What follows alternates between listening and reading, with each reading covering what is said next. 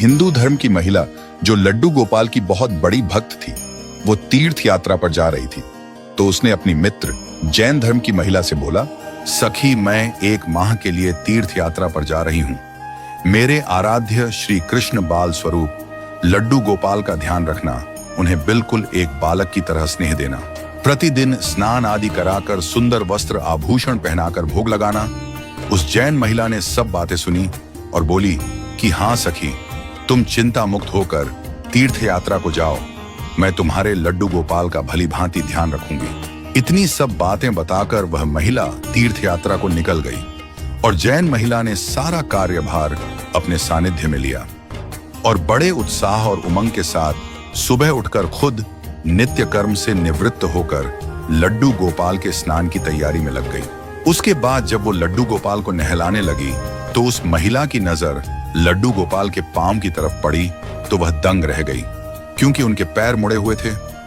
उसे लगा कि उसकी वजह से उनके पांव टेढ़े हो गए हैं। इसका मुख्य कारण यह था कि उस महिला ने जब भी लड्डू गोपाल को देखा था, वस्त्रों एवं आभूषणों से सुसज्जित देखा था, वो इस बात से अनभिज्ञ थी कि लड्डू गोपाल घुटनों के बल पर बैठे हुए थे।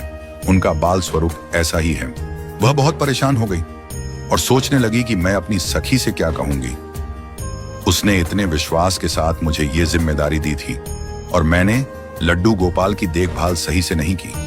ये सब सोचकर वह चिंतन में बैठी ही थी कि उसे याद आया कि उसकी सखी ने कहा था कि लड्डू गोपाल सिर्फ एक प्रतिमा नहीं बल्कि जीवित होते हैं। बस फिर क्या था, उसने निश्चय किया कि दिन प्रतिदिन उनके पैरों की मालिश करेगी और वह दिन में कई बार ऐसा ही करने लगी।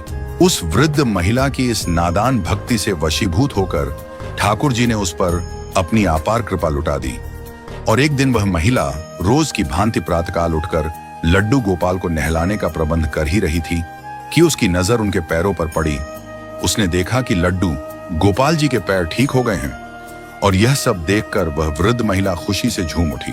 कुछ समय पश्चात जब वह हिंदू धर्म की महिला तीर्थ यात्रा पूर्ण करके वापस आई तो सबसे पहले वो अपने लड्डू गोपाल के दर्शन को लालायित थी और जैसे ही उसने लड्डू गोपाल को देखा तो आश्चर्य में पड़ गई।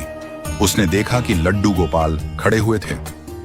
उसने सोचा कि शायद ये उसके लड्डू गोपाल नहीं हैं और अपनी सखी के पास जाकर ये सब पूछा।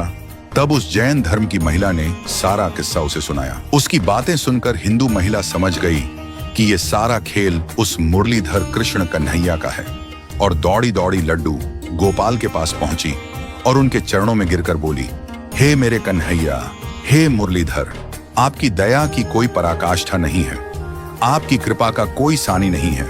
और फिर उस जैन वृद्ध महिला से बोली कि हे सखी, तू धन्य है, तुझ पर श्री कृष्णा की ऐसी कृपा हुई है जो कोई कभी सोच भी नहीं सकता है। तुझे नहीं पता कि हमारे लड्डू गोपाल के पांव तो ऐसे ही हैं क्योंकि उनका ये बाल स्वरूप बैठी हुई मुद्रा में है, लेकिन तेरी भक्ति ने उनके इस स्वरूप को बदल दिया, उनके पैर सीधे कर दिए।